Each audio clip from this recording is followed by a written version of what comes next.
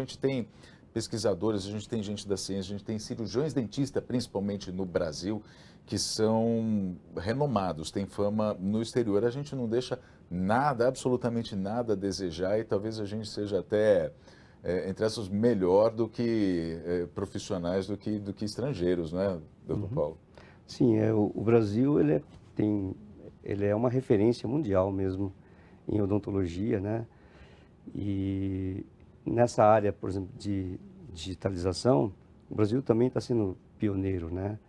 E é muito importante também saber que a odontologia digital, ela não se limita somente a você fazer o uso de scanners que são caros e tal, mas hoje nós usamos em várias áreas. O próprio implante, que antigamente era muito caro, é um processo digital, ele passou a ser barato, hoje se compra e se usa, inclusive no SUS, né, mais facilmente.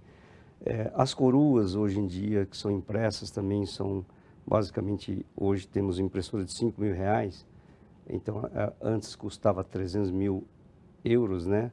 Hoje ela passou a ser viável em qualquer lugar. Essas impressoras é as que vão fazer o Impressora dentinho 3D. O ali, dentinho né? que faz, e que faz hoje em dia, até com materiais produzidos no Brasil, que são resistentes o suficiente para ser um provisório de longa duração, que pode até ultrapassar aí o tempo de uma restauração permanente.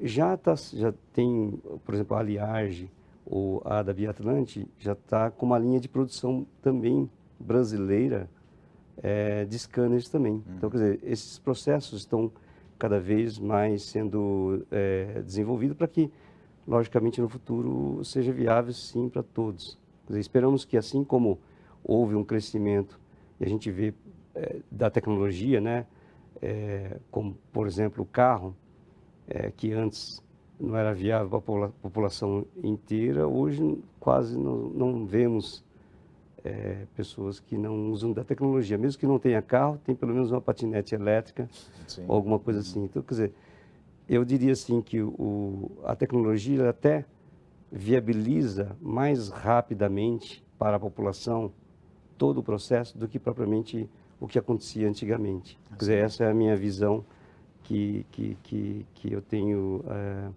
com a digitalização.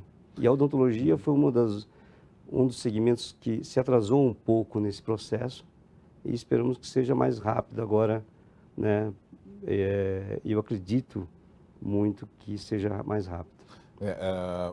Você cita o exemplo dos carros, a gente teve assim, uma popularização, na verdade, nos carros nos últimos tempos, em que várias pessoas, inclusive das ditas camadas menos favorecidas, ou enfim, das classes com menor renda, elas tiveram, a gente não pode negar, graças a políticas públicas justamente de crédito, de incentivo, de isenção de impostos, e se esse é o caminho que a odontologia tenha, né? Enfim, que para o SUS, por exemplo, os equipamentos que sejam muito caros possam ser barateados com impostos, enfim, financiamentos, alguma coisa para que a gente possa dar acesso para todo mundo. Agora, Paulo César, eu queria que você comentasse. A gente teve duas tecnologias, uma delas que é com um biomaterial, digamos, que é o shimeji, né, o cogumelo, e a outra do branqueamento. Eu queria que você comentasse, né, que você tem algumas...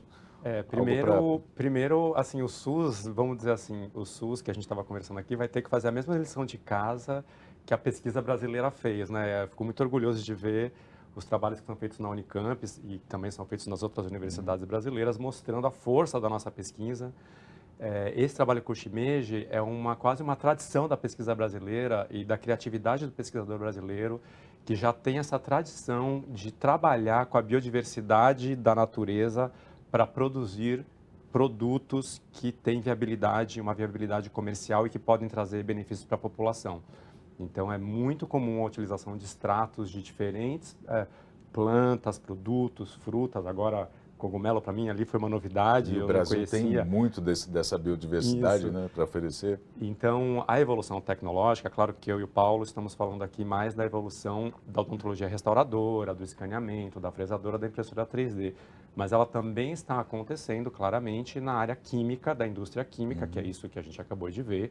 E a indústria química, ela funciona assim, ela funciona desenvolvendo, a patente pode ser um novo produto químico inventado, uma fórmula, ou um produto que vem da natureza e que vai ter uma função.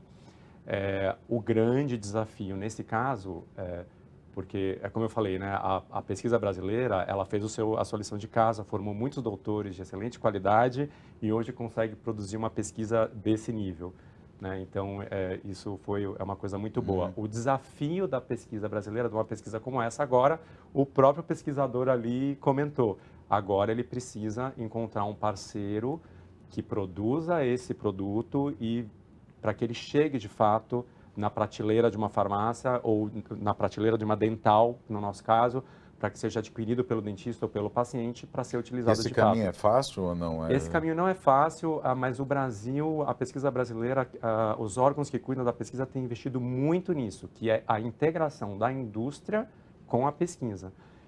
Muitas pesquisas desse tipo já estão sendo feitas hoje já com a parceria no início, para que você já tenha o interesse de uma indústria que vai produzir aquilo junto. Porque se você não tem a indústria já te ajudando logo no começo, você pode desenvolver e patentear algo que seja difícil de produzir ou que não seja de interesse dele produzir. Então, isso, se você a gente está falando de buzzwords hoje, né? Inovação é a nossa buzzword na universidade hoje. A gente teve uma pró-reitoria, a nossa pró-reitoria de pesquisa acabou de ser transformada para pró-reitoria de pesquisa e inovação. Então, todo o sistema de pesquisa brasileiro hoje tem um olhar muito aguçado para a inovação, para que isso daí aconteça. Então, esse foi o primeiro produto ali que foi mostrado. O segundo foi a questão da cor, que é muito interessante, é algo que é dificílimo para a gente. Identificar a cor, é uma coisa visual nossa, como clínicos. A gente, por exemplo, você fraturou o seu dente da frente e agora eu tenho que colocar uma restauração nesse dente com a cor exatamente igual ao dente ao lado. E cor, a gente não vai aqui dar uma aula, o professor Paulo Cano, ele ministra aula sobre cor, é um assunto muito complexo. Você conseguir fazer o que a gente chama da verdadeira biomimética, isso é uma palavra também muito interessante. A biomimética é você conseguir reproduzir a forma, a função e a cor daquele dente. Isso é dificílimo. Então, o que aquele pesquisador desenvolveu tem um valor muito grande e eu acredito também que o que ele desenvolveu, foi ele que falou, né, que ele vai agora atrás de empresas que queiram produzir. Certamente, a empresa que vai querer introduzir essa tecnologia no mercado vai querer introduzir isso dentro de algum equipamento que já existe na odontologia digital. Então, a gente sabe hoje que os scanners que fazem a imagem 3D do seu dente, eles já conseguem também fazer uma leitura da cor.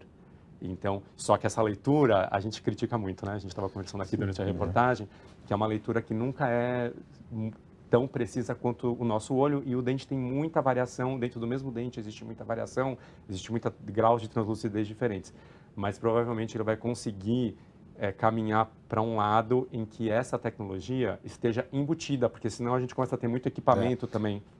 Então, se você embute isso em algo que já existe, seria o ideal.